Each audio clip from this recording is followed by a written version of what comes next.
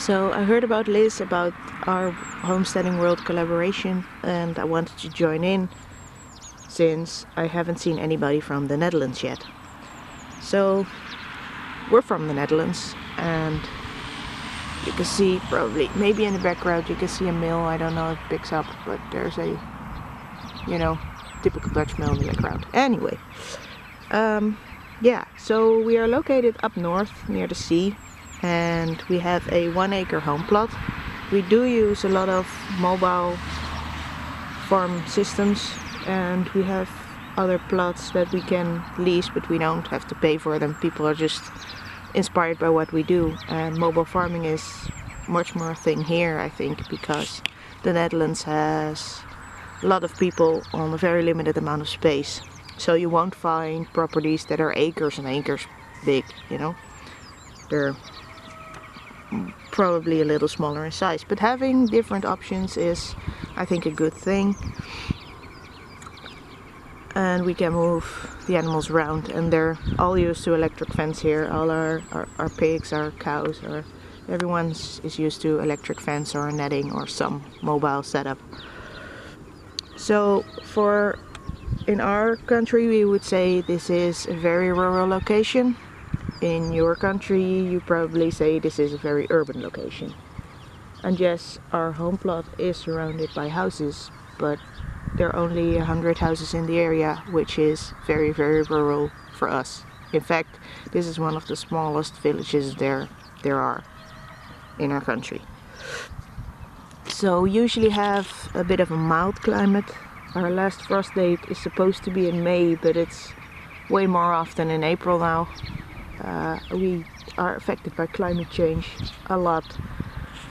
We get extreme rainfall, extreme winters. Sometimes we don't even have, we barely have any freeze at all. So last year we had a terrible drought. Even for a country, that's famous for water, a drought it's very, very rare. Our crops fared okay, but that's because we are promoting life in the soil, and that kind of helps.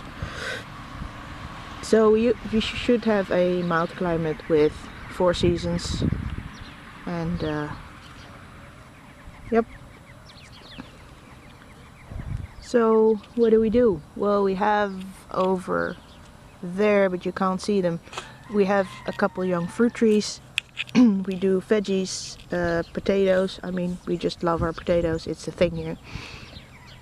We have cows for meat and milk, we have pigs for meat, meat birds, egg layers, ducks, and we will be getting into turkeys this year. And what's happening behind me?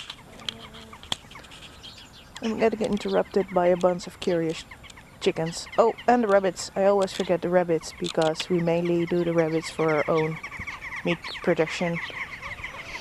So yeah, we keep 1 pair of rabbits and want to breed them one time just for a small supply. Rabbits not really commonly eaten in our country. So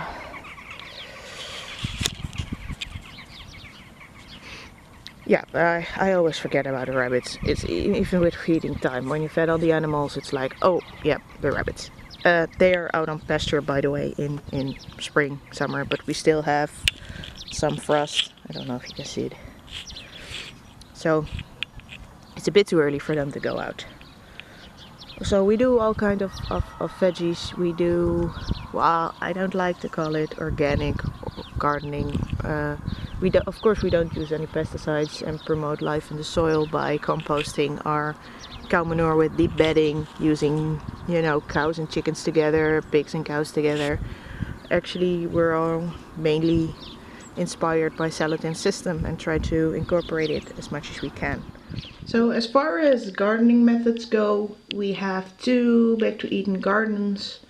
We have 2 very small raised beds. They're just for herbs because they need really good drainage and, getting that south to sun and a bit of protection from our chilly winds, because we always have rain and wind here. Actually, I mean, but wait, look at the scenery. It's all, we need more trees. We are planting trees like crazy on shrubs and berry bushes and all that stuff because we need it.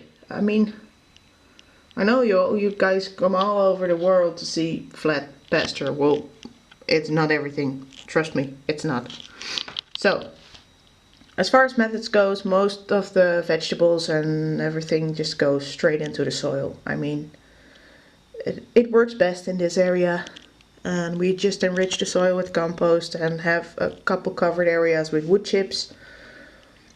And that's about it. It's what works for us. And so we do have all the garden areas tilled up by pigs or chickens or both. Most will get both the pigs and the chickens, but the smaller areas obviously cannot support pigs because what would be beneficial would then be harmful. So always consider the size of, you know, the animal you're using for the size of the garden area you want to use them for.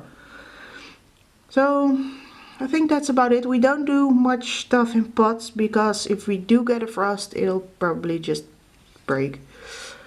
And yep, I think that's about it on the gardening methods. This will be our 3rd year and we're still growing our customer base, but you know, we're sold out every time, so that's a good thing. And we are scaling up some of the things.